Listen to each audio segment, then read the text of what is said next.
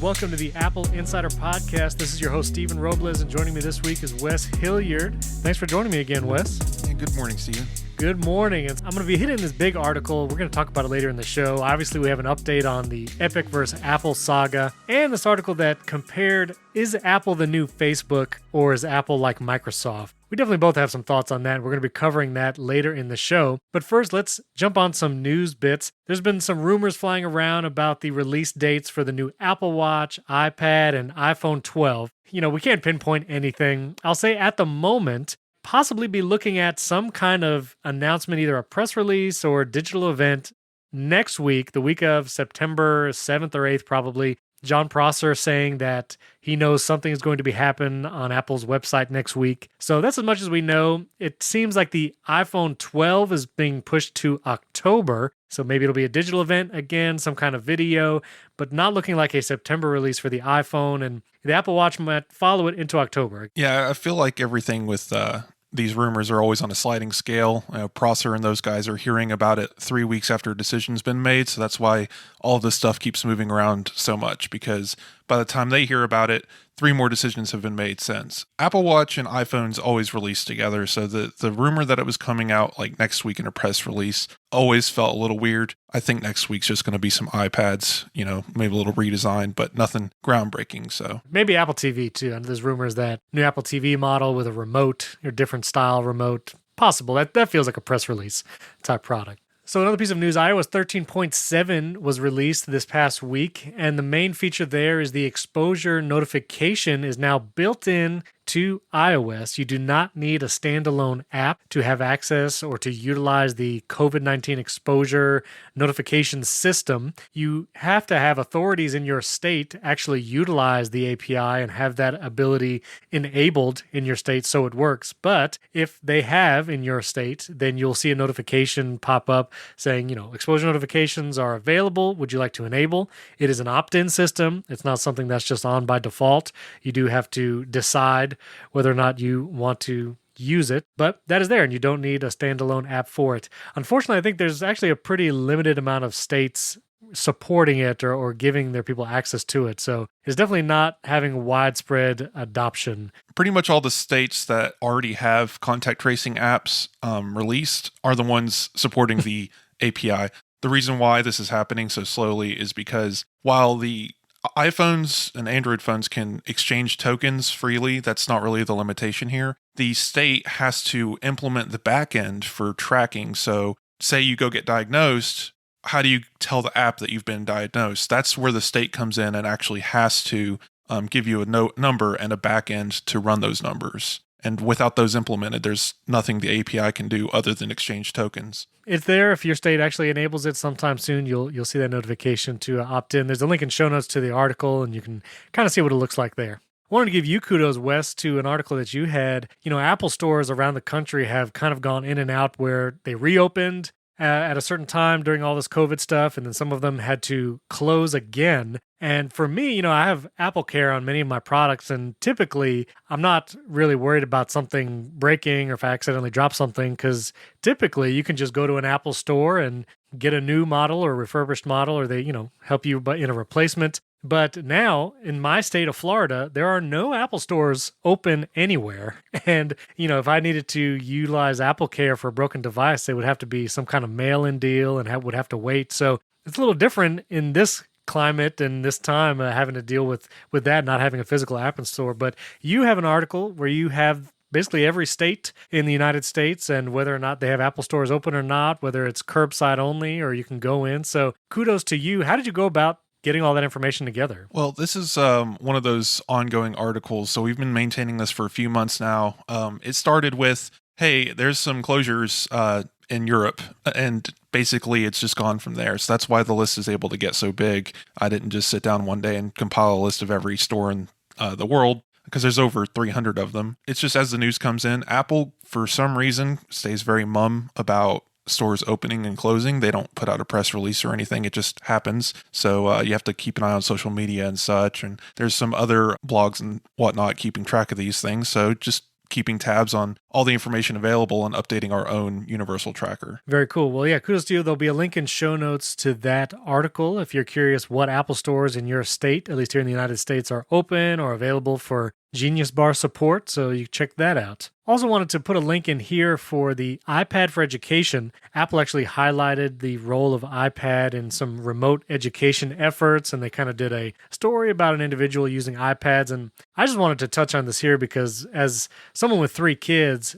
we do a lot of schoolwork at home, especially during the season. And man, the iPad is really an integral part in that. I know of other people that, try to use like Amazon Fire tablets and other things like that. And I just have to say the iPad in particular, especially with apps like Notability or GoodNotes and using like PDFs of worksheets and then having the Apple Pencil to fill out those worksheets, the kids being able to use that. It's just an incredible tool. And, every once in a while you'll see a sale on Amazon or one of the retail outlets that we link to a lot like B&H Photo or Adorama. You can get that base model iPad, the 7th generation, sometimes for under $300. We actually picked one up for like $250 on Amazon, and it's great. Got the Apple Care. And one of the cool things too is you can now start paying for Apple Care and sign up for Apple Care without going to a store or even buying it with the device. So the iPad that I got most recently was from Amazon, got it for like $250, I believe, or $260. When it arrived, I actually didn't open it up for a while, unfortunately. And so forgot about Apple Care, wasn't sure if I'd be able to sign up. But when I finally set it up and did all that, I was able to go to the settings on the iPad, go to the About page there, and you can actually sign up for Apple Care right there and then. And you don't have to have some kind of like hardware check. You don't have to do anything like that. It just allowed me to sign up. Got the 2 years of Apple Care. You can choose to pay all at once or add it to like a monthly deal. It's like $2 or $3 every month. Yeah, really convenient for that Apple Care, especially on those kind of new iPads. So anyway, just highly recommend if you're considering something for your student, really of any age, take a look at the iPad. If you have an older student, maybe high school age or even into college, iPad Pro with Magic Keyboard, it's an awesome solution. So anyway, just want to give a plug there, and you can check out the story that Apple kind of highlighted there in show notes. iPad being my favorite little toy. It's really cool that schools are, more and more of them are getting part of this education system Apple's trying to build. I wish they would focus more on software. The Google Classroom experience is, miles better, but, having any kind of tablet like that just can always save students a lot of time and schools a lot of money and a lot of paper. So I think it's pretty cool. One feature that I really hope one day comes to iPad is some kind of multi-user support. And this is something that's been talked about in the past, and you can do it with some education device management software. A classroom style setting, you can have iPads that, have either pre-programmed profiles or that are kind of locked in a specific way. But when it comes to personal use, you cannot do that on your own iPad. And if you want that kind of education multi-user experience, you have to register like as an education business or, as an educator, as a school. And that's not something someone like me as an individual can do. So I don't have access to that feature. But hopefully one day, that multi-user support, especially if you have multiple kids, if you could do it, an iPad for every kid, that's great. But there's definitely a challenge if they're sharing an iPad and if you want them each to have their own iCloud account where they can have like their own music and playlists that they're dealing with or, specific apps that you want one child to have and not another. You don't really have that ability right now with a single iPad shared among multiple people. I think the pieces of the puzzle are slowly falling into place every year. Just look at Apple TV with their account switching. I think the same kind of concept could happen with iPad, especially very soon if we get App Library active on iPad, and so you can hide different home screens. Think about just tapping on a person's face. It would switch to their personalized home screen and have access to all of their logins and whatnot.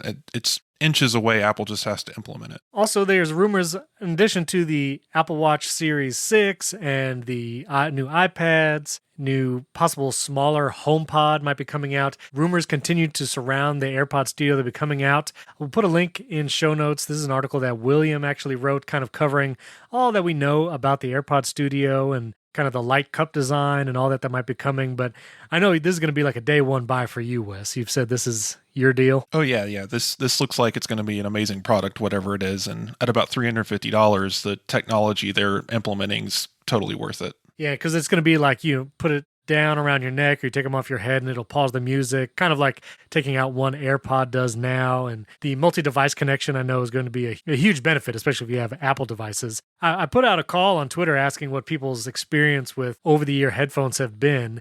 And I did have some people recommending the Sennheiser Momentum series, others saying the Bowers and Wilkins, the PX series is really good as far as sound quality and noise cancellation.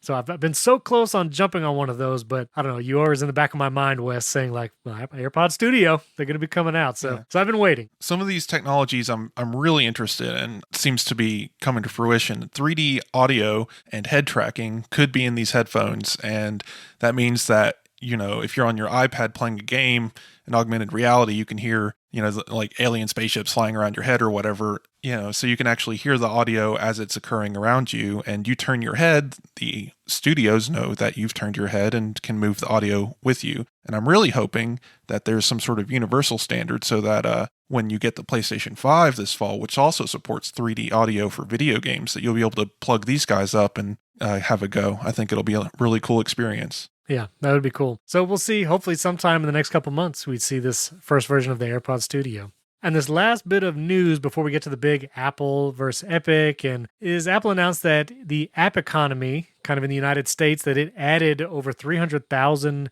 new jobs here in the United States. Apple has said that since April of 2019, that it has increased the amount of people it supports in the app ecosystem, and that is now 2.1 million jobs in the United States just related to the app ecosystem. And so this is not talking about Apple employees specifically. This is about developers or teams that support apps. And so it's saying that it is a huge part of the job market here in the United States. And again, there's a little bit of irony as Apple is touting this number, as then we have all this App Store antitrust and policy discussion going on in the background. But it is pretty wild to think that 2.1 million jobs in the US have to do with apps in the App Store in general. And this is in addition to the 90,000 employees that it employs directly across the 50 states here in America. And Apple also says that they support 450,000 manufacturing and supply chain jobs through its work with over 9,000 American suppliers. So interesting numbers. That's definitely more than I would have thought. It's kind of an incredible number for just apps and App Store stuff. I just wonder how they get these numbers in the first place. I mean, are they counting developer accounts? Because I have a developer account. I don't make apps. So I just kind of wonder where these come from. Yeah, that is curious. I wonder how many have developer accounts that don't do anything actively with it just to get the betas. I'm sure that there's a segment of the population that just wants those developer betas. So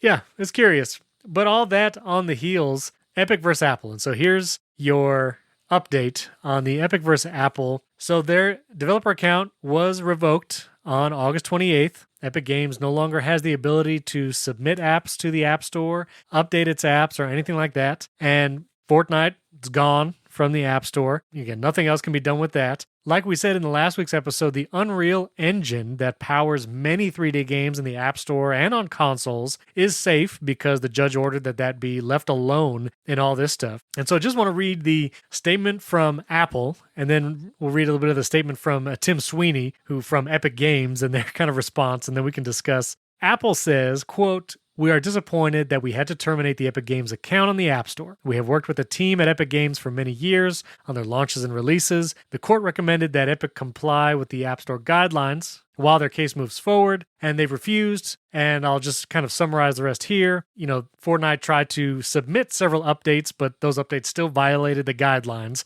because they had their own in-app purchase system in those updates they were submitting to the App Store in the last several weeks. And then, quote, "It is not fair to all other developers on the App Store and is putting customers in the middle of their fight. We hope that we can work together again in the future, but unfortunately that is not possible today." So that's end quote. That was kind of Apple's statement as Epic Games' developer account is being revoked. And then Tim Sweeney from Epic Games said this, quote, "Apple's statement isn't forthright. They chose to terminate Epic's account. They didn't have to. Apple suggests we spam the App Store review process. That's not so. Epic submitted 3 Fortnite builds, 2 bug fix updates, and the Season 4 update with this note. So, first of all, Tim Sweeney's statement is it's kind of funny.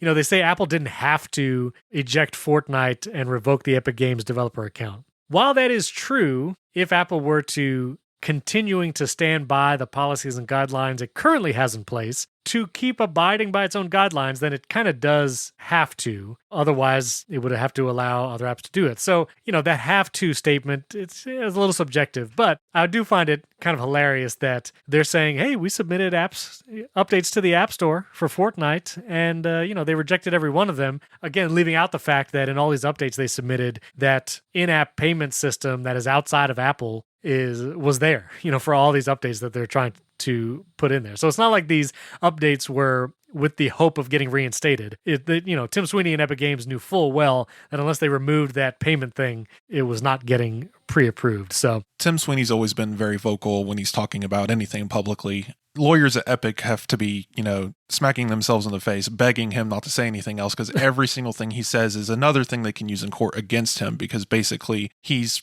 pointing out all of the things they're doing wrong rather than what they're doing right, even though he thinks he's the just leader here. But at the end of the day, they broke the rules on purpose to get some attention, and playing the good guy is not going to work in the court. So it's just a little weird that they're almost playing pretend at this point, because the people paying attention aren't really the kids playing the game. It's the people writing these articles and the courts. At the end of the day, the kids just want to play. They'll find a platform to play it on. And sometimes it feels like he's talking to them when they don't really care. Right. As of right now, it is still a standoff. And I think Apple has said, they need something like 9 or 10 months to prepare for the litigation on this whole issue. So you are not going to see Fortnite in the iOS or iPad App Store anytime soon. Neither party is budging. I'd be curious your thought, but I don't think either will budge over the next year. I don't think Epic Games is going to be hurting, because you can still get Fortnite on your microwave. Right. Apple is clearly sticking to its guns. So tell me what you think, but I don't think we're going to see any budging from either side. Well, this is going to be major financial issues, and I think both sides are going to be calculating every penny that they could have made had either side budged, and they're going to present that in court. I'm very curious how much money Fortnite earned just by having that little bypass in the store for those few weeks. Yeah, there's definitely not going to be any budging, I don't think. And I mean, when's their actual court date? In April? That is so far from now, light years away. But now let me ask you, I know if you had Fortnite installed, a couple of weeks ago, even after it was removed from the App Store, you could still play it on your device. If you had it installed, is it still playable even now with their developer account revoked? Things start to break. Since they're a seasonal type game, as soon as they go to the new season, the players with the old season are going to lose access, because you have to be up to date with the server to play an online game. On top of that, obviously you can't download it from the App Store at all anymore. It's like the game doesn't exist. So even if you've downloaded it previously, it's no longer in your downloads list. So it's just a very bad place to be in if you're one of those people who played exclusively on iOS. You're left out of this. This episode is brought to you by Fundrise. You've probably heard for years that it's important to have a diversified investment portfolio. But if you've ever looked at a breakdown of the most successful portfolios, you'll typically see a diversified set of real estate. So why isn't it one of the first asset classes you consider when you're looking to diversify? Well, that's simple. It hasn't been available to investors like you and me until now, thanks to Fundrise. They make it super easy for all investors to diversify by building you a portfolio of institutional quality real estate investments. So whether you're just starting to invest in real estate or looking to add more, our friends at Fundrise have you covered. Here's how. Fundrise is an investing platform that makes investing in high-quality, high-potential real estate as easy as investing in your favorite stock or mutual fund. Whether you're looking to add stable cash flow via dividends or prefer long-term growth through appreciation, Fundrise has you covered. To date, Fundrise manages more than $1 billion in assets for 130,000 plus investors. And since 2014, the Fundrise platform has averaged 8.7 to 12.4% annual returns, and investors have earned more than $79 million in dividends alone. Incredible. Fundrise's team of real estate professionals carefully vets and actively manages all of their real estate projects. And with their easy-to-use website, you can track your portfolio's performance and watch as properties across the country are acquired, improved, and operated via asset updates. And let me encourage you, visit their website, fundrise.com/AppleInsider, because their website is beautiful. Everything is incredibly user-friendly. You can tell they care about every detail of the investing process.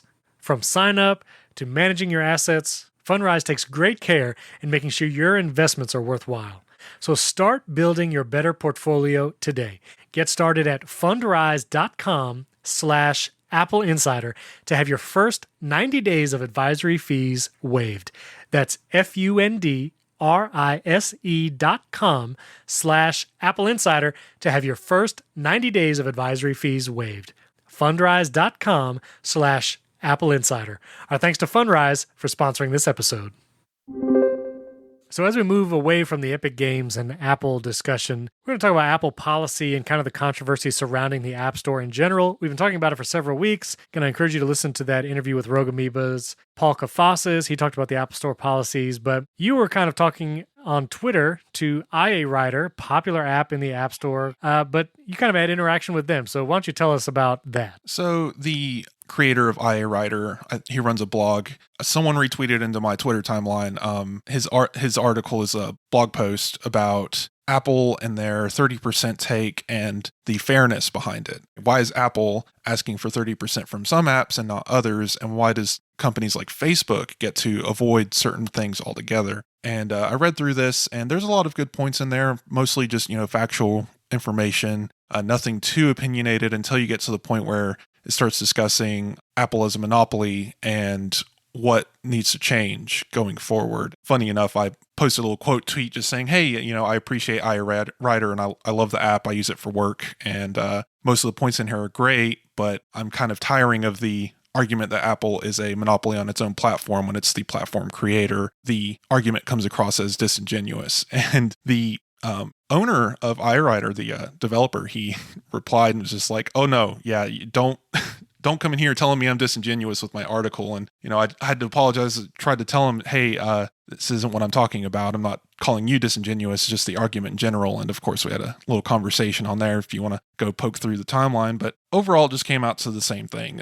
We agree on most points, and I just can't quite grasp the monopoly argument that is being placed. Not that I don't get the details or why people say that this is a monopoly, but it just doesn't quite make sense to me because, if you look anywhere beyond Apple at other platform vendors, at PlayStation, at Google, they're doing similar things because they are the platform owner. They make their rules. You have to follow them. The primary detail of this article was about Facebook and how Facebook and Instagram apps, you can go in and you can buy ads for your posts.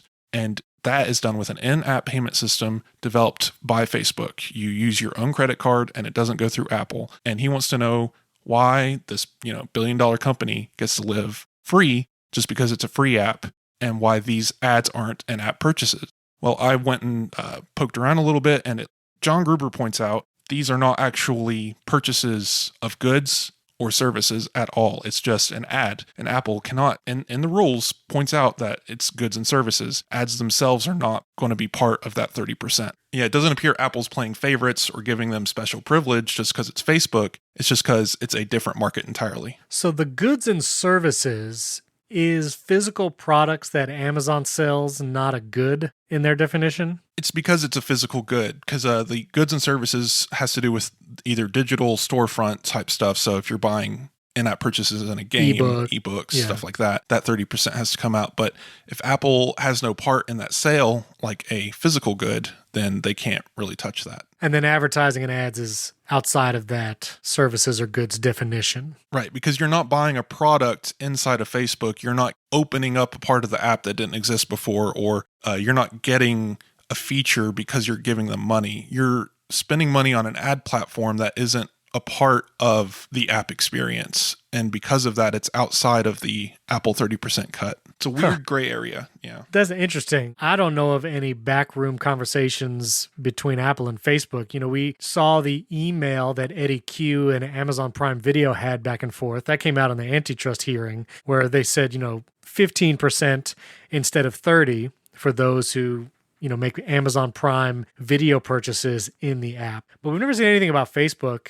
And I don't know, I could be wrong, but I feel like Apple probably would not bend over backwards to help Facebook in this regard. So I imagine they're abiding by their guidelines and not trying to make a loophole for them. Well, it's just another one of these posts that kind of examine Apple in a vacuum. We're focused so much on Apple right now that we just ignore the rest of the world around it and how any of these other things do business. I mean, they mention Google pays Apple a bunch of money. I forget the billions, but or millions for having primary default status as the search engine on the phone and prominent placement within settings and whatnot. So that money comes in and then they point out, where's Facebook's money? Why aren't they paying anything? And it's just completely different areas of business. I feel like just poor conjecture on their part. But overall, the sentiment I think I can fall in line with of there needs to be some better wording and better refinement of their rules. We need more uniform guidelines that every app developer has to follow, whether you're billions of dollars or the tiny little startup in a garage. And the fact that these major corporations can kind of talk to Apple in the background is unfair to these smaller developers. Now, if Apple could just be upfront and say, hey, if you do make billions and such money, we have this avenue for our App Developer Plus program or whatever, and you can come talk to us through those. And that might help alleviate some of these problems. But we've yet to see exactly how they have a new policy that just started actually going into effect this week, allowing developers to challenge. Well, yeah, if their app is not approved, they can then challenge the review. Yeah, they can. Any app that isn't approved, they can challenge the review, and that just started this week. We haven't heard from developers yet on exactly how that works, or if there's actually going to be a conversation, or if it's all automated. So Apple seems to be trying to do some things, but the 30% cut is always the topic of conversation. And I'm just not sure they're looking in the right place targeting that. So this moves into an article that I saw on Inc.com. This is by writer Jason Atten. Hey, Jason, if you're listening, we kind of went back and forth on Twitter about different things the past few weeks. And so I started following him, and he wrote this piece. The piece is titled, "No, Apple isn't the new Microsoft. It's the new Facebook." Subheading being, has the tech giant lost sight of what made its customers fall in love with its brand in the first place? So the general idea of this article is, there's been some recent comparisons of Apple to, like 90s era Microsoft, meaning it got so big and had a monopoly in certain areas that it lost sight of the customer. And so Jason is saying, well, that's not exactly true because Apple does not have an actual monopoly in an area. Again, Android is a wider used platform, especially worldwide, not necessarily a monopoly on devices or anything. So it's more like that Apple is getting closer to being Facebook. When that was the headline, I was like, okay, we need to dissect some of this stuff that he is claiming. So a couple of the pull quotes from the article that I'd like to address and jump in here at any time. But earlier in the article, Jason says, quote, "For most of those years," talking about earlier years of Apple had a singular focus on the user experience in a way that few other companies did or even understood.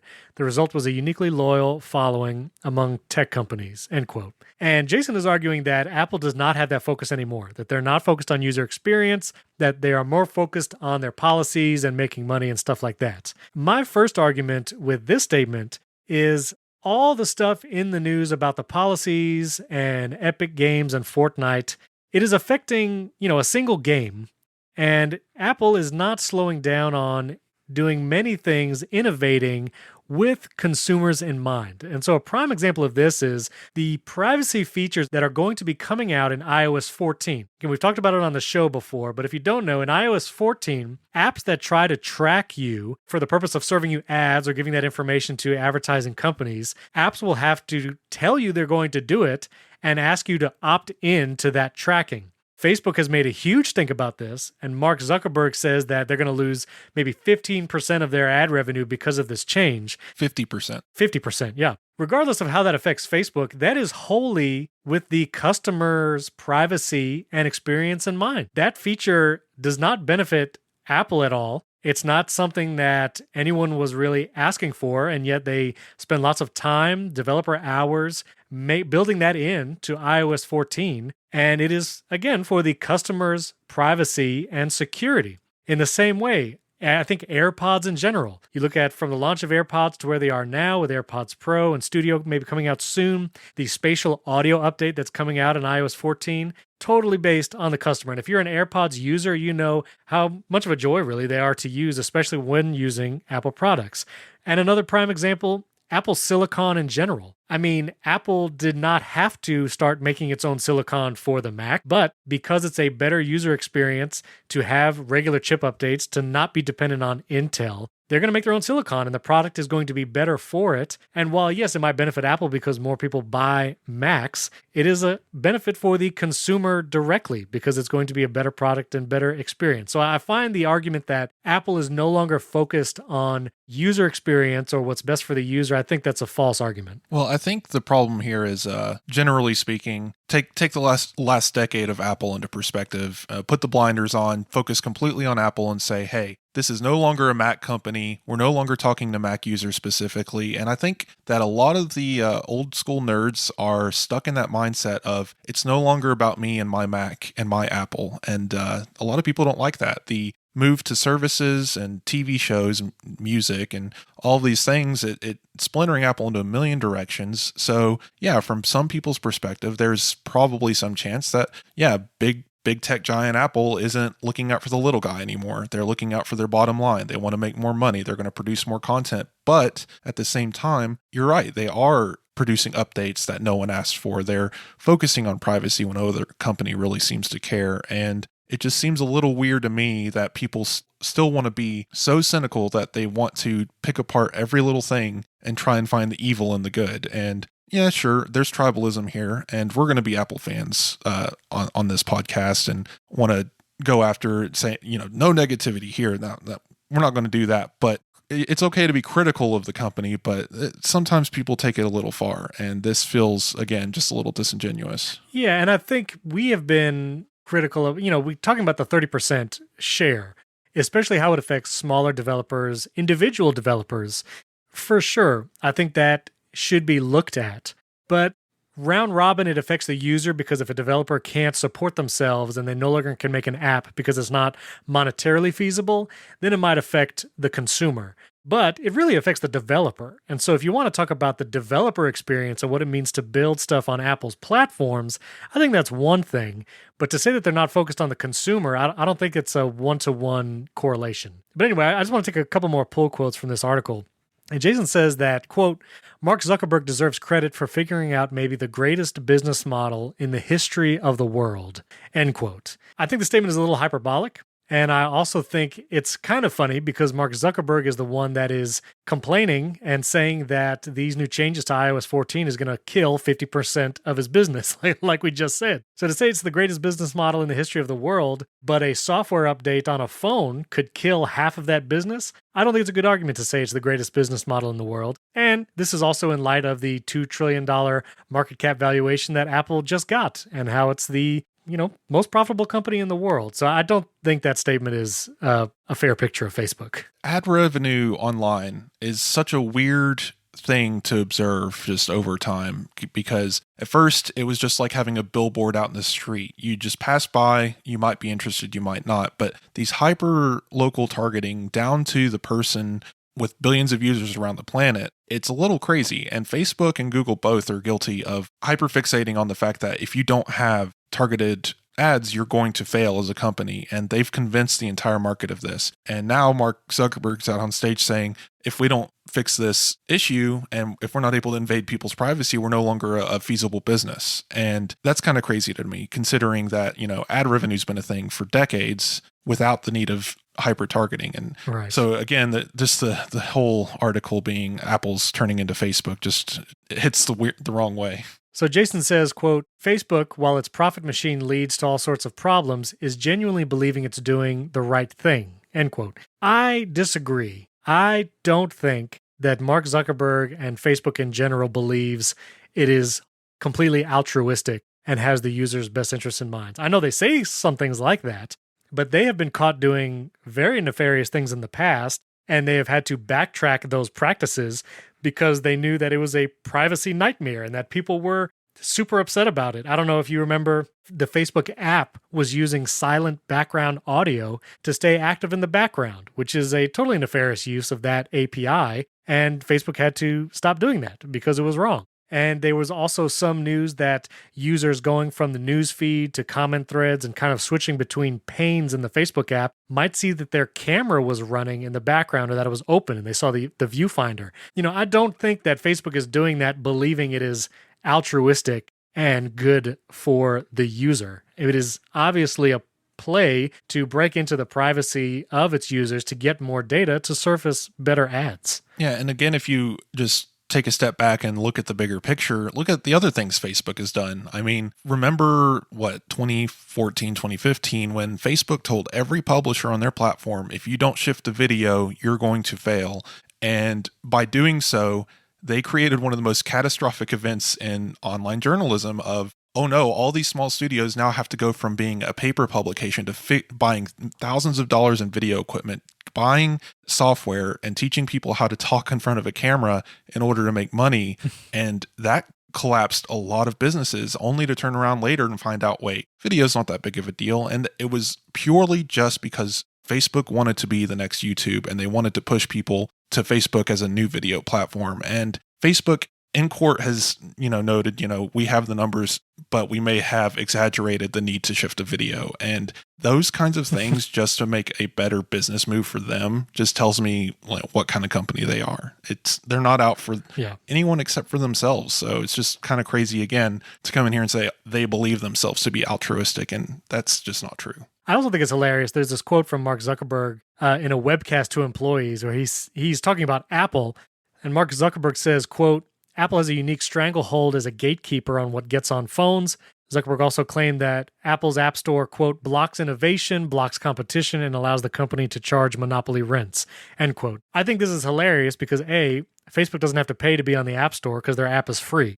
So Facebook is not paying any kind of rents. Maybe if it has like an in-app purchase in WhatsApp, I'm not sure if there's even any, but that would be the only case. So Facebook as an app does not pay anything to Apple. And to say that Apple is a gatekeeper to what gets on the device, and there's been so much news that Facebook is leaving content on its service in people's news feeds that is false and inaccurate, that is prioritizing some political campaigns over others, and that the algorithm is just really not doing well in far as what the people are seeing in their news feeds.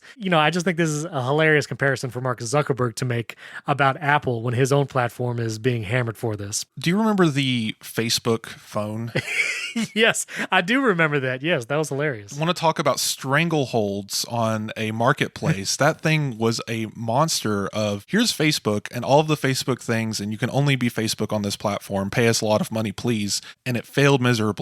And now he's coming out saying, Apple's doing this terrible thing. You tried to do the same thing, man, only a couple years ago. And it's also hilarious because Facebook buys Instagram, so it doesn't have that competition. It steals stories from Snapchat and puts it in its Instagram app. It's trying to steal TikTok's idea and put it into the Reels of Instagram. Rather than compete on the Messenger platform, it just buys WhatsApp. If you want to talk about a company that is building a monopoly in areas, Facebook is just as guilty, if not more so, than Apple. And so again, to say that Facebook thinks it's being altruistic and it's not, and that Apple is somehow becoming like that, I just can't support that idea or viewpoint. I don't think it's right. The last couple quotes I just want to read from this article from Inc. Jason says, quote, it's a dangerous place to be when you believe you're doing the right thing for the right reason. You close yourself off to the possibility that you might just be hurting both your customers and your brand. In that way, Apple might not be wrong, but that doesn't make it right. He goes on to say the obsessive focus on the user is what made people love Apple in the first place. Now its obsessive focus on being right means it's becoming a lot less like Apple and a lot more like Facebook. End quote. Again, from what I've said just a moments ago, I still believe that Apple is focusing on the user. Look at the announcements from WWDC, the product launches that have come and are coming soon. I think it is all for the consumer. And you could say that Apple might be distracted by things like Apple TV Plus or Apple News Plus, but I don't think that they are suffering innovation for the sake of those things. Again, I think Apple Silicon and some of the privacy updates on iOS 14 are prime examples. And the one thing that Apple is doing that might be affecting its image, at least in this moment, the Hey.com debacle, which was resolved, and then the Epic Games thing with Fortnite. This entire argument is based on the fact that iOS users no longer have access to one game on the platform. That is basically the extent of the Apple user not having a good experience anymore. And so again, I don't think that Facebook thinks it's doing the right thing for the right reason. I do not believe that Facebook sees itself as an altruistic, wholesome company. I do think that Apple believes that, but I think there's a better argument to say that Apple is still actually doing things in the consumer's best interest, where I find that Facebook does things completely in its own interests with really no regard to the consumer's privacy or security. And I think they know exactly what they're doing, and their past actions have shown that, and I think even currently. I do not think that Apple is becoming more like Facebook. Even current Apple and current Facebook, I do not think Apple is doing that. I think the comparison to Microsoft is at least a little more accurate, that Apple might be expanding into more areas and getting bigger. And so, its image is being tainted by some of these skirmishes with things like Epic Games and the Hey.com. But I still believe that Apple is doing things strictly for the customer's benefit. Again, I call to the iOS 14 privacy and ad tracking features, the privacy features it's building into Safari, something that Google Chrome has no intention or cares to do because they want your data. Apple is doing those things, not because someone asked, but because that privacy and security is a priority, and that's something that they always state. Again, the innovation in AirPods and Apple Silicon, look at the recent iPad Pros, the upcoming iPhone 12 looks to be like it'll be incredibly innovative. I do not see Apple suffering their innovation because they're, blinded by the App Store and trying to pick these battles. So I don't agree with that premise. Jason, I would love to talk to you if you're listening, and we can discuss this further, but I don't hold to this idea. So I have a question about this whole overall concept here of, Apple and the monopoly thing. So the idea being Apple runs the hardware platform and you turn it on and there's Apple software running it on it. And then there's the App Store with Apple apps inside of it. So Apple's controlling the entire stack top to bottom. And I've seen legislation, I can't remember, it's killing me, which country, could have been Russia, could have been us, but out there saying, hey, we want to create a law that prevents platform vendors from serving their own software on it. So think of like Google search not being allowed on Android. So either Google would have to stop owning Android or they would not be able to have search on that platform. And I was just wondering your thought on, what do you think of Apple as a monopoly on its platform? And does it have a right to be there serving its own software alongside competitors, or should we be thinking about different ways to approach that? Should they be on there at all? I don't see Apple as having a monopoly on its own platforms. I think it has its own platform and it makes hardware to supplement that platform. Because they've done it so well in the iPhone and iOS and that integration from the beginning, I don't think they should be penalized by saying it's a monopoly because they make the only phone that can do it. And this is not stopping like Google. They have their Pixel devices, and if they actually chose to innovate and make good hardware, those phones might actually sell. And no one's crying that you can't get iOS on a Pixel, because they just don't make that good of hardware. And there's so much news right now about, the Pixel 5 might use the same camera sensor as the 2, and it's might actually be made of less quality materials than the Pixel 4. So it's like, you want to say Apple has a monopoly just because it is doing so much innovation on the hardware side, and that's the only device that can run iOS. I think that's trying to find a scapegoat just to call it a monopoly. Now, when it comes to software, should you be allowed to sideload apps and things like that? I think for businesses that need to, they actually have that ability. If you're an enterprise company and you want to, install profiles on devices and you want to use a proprietary business app, like you can do that. If you as a user want to be able to get Fortnite on your device right now, honestly, I'm undecided.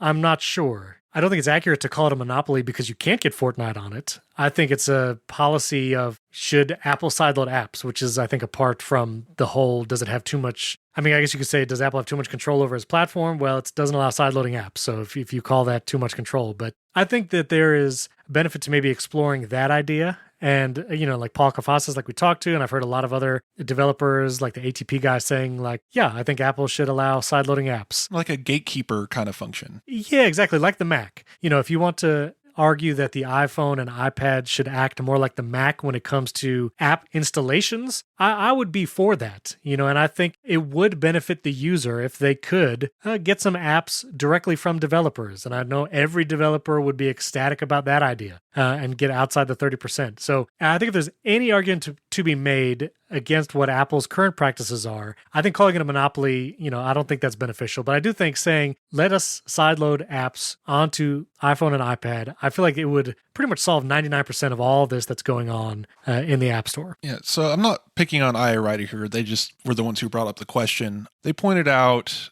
Apple's App Store is 2/3 of all app sales in the world. And on top of that, like, they're taking a 30% cut, and that seems to be, the monopoly position of Apple's controlling this app store. And my question to them was, hey, if Apple is maybe 15% of the marketplace, but they're earning 80%, 90% of the profits, whose fault is that? I mean, is Google not being competitive enough? Is Android users not incentivized to spend money on the platform? I mean, where is this money coming from? Where is it going? I mean, yes, Apple has the power seat here. They are earning all of the money in that marketplace, but where do we fix this? I mean, is controlling Apple and telling them, no, stop earning money, this is bad? Or, I mean, is it Google being more competitive? I mean, why don't they make any money despite their millions and millions of phones that are sold every day? Again, it just comes across as like, where do we draw the line here? They're not Microsoft with Internet Explorer. They're not 99% of devices owning the internet. Like, this is 15% of the global population using iPhones, but somehow they're spending 80% of the money. How do we fix that? Well, and there's just the data that iPhone users are more inclined to spend money on software and devices. And I don't think that is Apple's fault or problem to deal with. I don't know all the market research, but like, it is possible to spend just as much money with an Android phone on app purchases and subscription services as there is on an iPhone. You can pay Google just as much for their Google One service and get the cloud services and all that kind of stuff. And you can pay for all the same apps. You can pay for 1Password subscription on iOS just like you could on Android. And you can buy paid apps on Android just like you can on iOS. Yep. And like you said, there are more Android devices out in the world than Apple devices. So clearly it is not the sake of there's not enough Android devices in people's hands and there's not enough things to buy. Like, that's clearly not the case. So if it's the fact that the people who buy Apple products are also the ones that buy more software, like, I don't know if that's Apple's problem. Yeah, I think the idea behind a monopoly, and I may be wrong here, is that they're controlling the market in a way that gives them an advantage. And I don't see Apple controlling the smartphone market or the App Store market. Sure, they're controlling their specific App Store and making decisions inside of it, but they're not controlling the Android marketplace. They're not telling Google what to do. And until Apple owns 80% of the global smartphone market, I can't see them controlling anything other than having users come spend money on their platform, however that may be. Right. Another hilarious part of the whole Epic Games and Fortnite debacle is Google kicked them out of the Play Store on the same day that Apple kicked them out of iOS. And Epic Games is not saying anything about Google. They don't make any statements or make a big stink about Google's Play Store policies. And so I think that goes to show the discrepancy of, is it an actual issue or is it these guys are after money? I think when it comes to Epic Games, they see Apple having money and they're trying to get some of it. And they know the users on Apple's platform are the ones that spend the money and they want them paying for in-app stuff directly, not through Apple. My favorite term in this industry is the Apple distortion field. Right. And it used to apply to,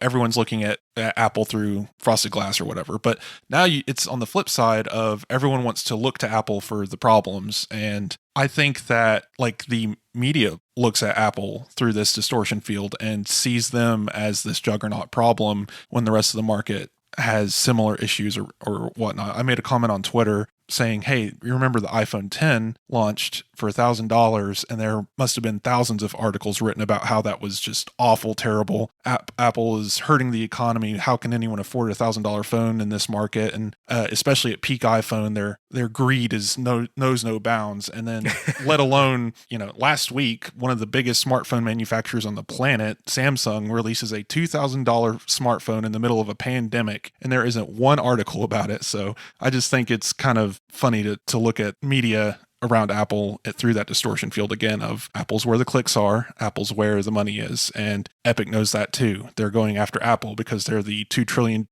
giant in the room. So, all right, well, listeners, tell us what you think about all this. You can tweet at WesRI. Our Twitter handles are in the show notes. We'd love to hear your thoughts about any of this stuff, either the news, the Epic Games debacle, or, is Apple turning into Facebook or Microsoft? We would love to hear your thoughts on that.